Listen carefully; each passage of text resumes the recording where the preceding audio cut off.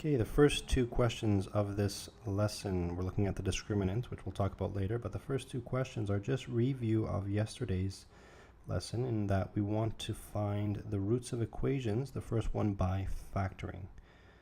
So for our first question, and by the way, I suggest that you try this on your own and then look at the video.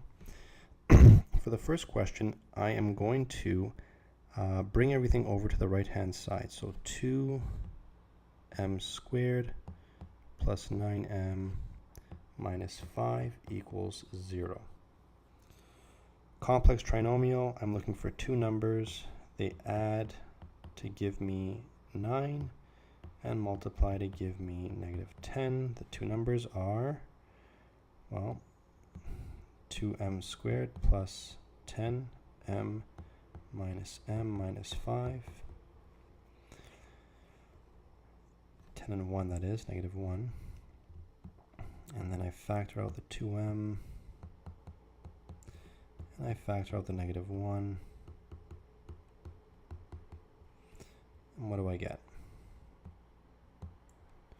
Oops. I get 2m minus 1 and m plus 5 equals 0. Reading off my equation, my roots are m equals 1 over 2 from the first one, and m equals negative 5 from the second. Those are my roots for the first equation. For B,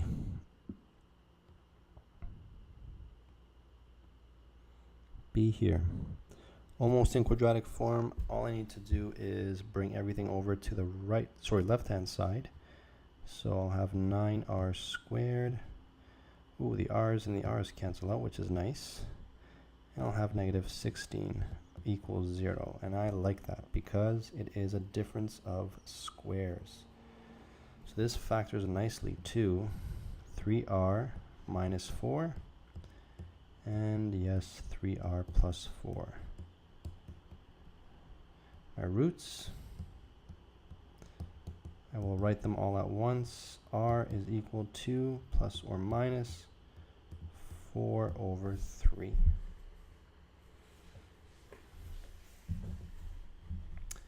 Nice. Okay. Next, we're looking at determining the roots using the quadratic formula. So if you recall from yesterday, the formula looks like this. X equals negative b plus or minus the square root of b squared minus 4ac all over 2a. So I'm not going to write that formula for each question. I'm just going to apply it. So for 2a, this is not in standard form, so let's put it in. Bringing everything to the left-hand side. I'm now going to put it into my formula. In this case, not x, because our variable is m. I'll have positive m because negative m. Oh, my bad. I'm thinking of the variable as a constant, but it's actually 1 because negative 1. Plus or minus square root of negative 1 squared minus 4 times 2 times negative 15 all over 2 times 2. And what does that give me? 1 plus or minus 1 plus 30 times 4 will give me positive 120. That's all over 4. Well, this is going to look nice because I'm going to get the square root of a perfect square. Okay, we know the square root of 121 gives us 11 over 4. And this breaks down into two cases. I get 1 plus 11 over 4, and then I get 1 minus 11 over 4.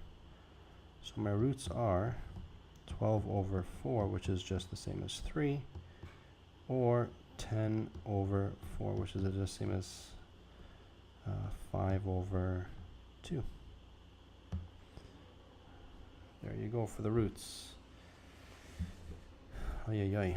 So it looks like here I've encroached on the territory of question B, but I can change that quickly. I'm just going to cut this out of here. Do that again. Cut this out of here and bring it down here. Paste it there. And let's just erase this. This here. Refers to this. So here we can put an or. That looks good. For question B, same thing. I'm going to bring everything over to my left-hand side. And let's see what happens. So I get 5a squared minus 2a minus 8 equals 0. Again, if you don't know how I got those values, do the collect like terms business. Okay, the 5 comes over, the 3 comes over, join them together, and that's where we get our terms. And now I can apply the formula. So let's see. I will have a equals 2 plus or minus negative 2 squared minus 4 times 5 times negative 8. Let me make some more space. And that is all over 2 times 5. What happens now? Time for some calculation. Taking the square root, I got 4 here. 20 times 8 is going to be 160. Ooh. I already like how this question is looking. Or not. Well, it's not going to be a perfect square, but might have some perfect square factors in it. And I get 2 plus or minus square root of 164. And at this point, can I take the square root of 164? The answer is no. Okay, there is no number squared that gives me 164. However, let me think of some perfect square factors. Right off the bat, I'm thinking, well, 164 divided by 16 does not work. What about 164 divided by 4? Yep. Get 41. So here I'll have 2 plus or minus square root of 4 square root of 41 all over 10. And if I break it down some more, evaluate it, I get 2 root 41 over 10, or once you break it up, you get 1 plus root 41 over 5, and 1 minus root 41 over 5. Again, the reason why I did that is because the 2, the 10, and the 2, the 2, the 10, and the 2, they are all divisible by 2. So we can reduce them. The 2 becomes 1 divided by 2, the 2 becomes 1 divided by 2, the 10 becomes 5 divided by 2. And there's our 2 answers in exact form. Once again, notice how I'm not taking the square root of 41. I need to leave it as is.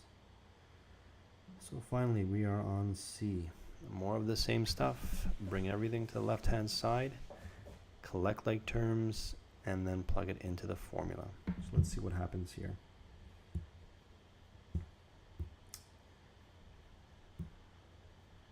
I will get 3x squared minus 7x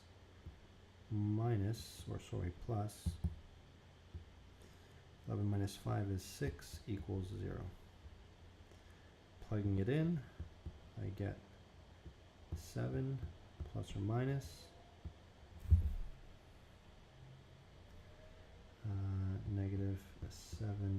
squared minus 4 times 3 times 6, and that's all over 2 times 3, 2a.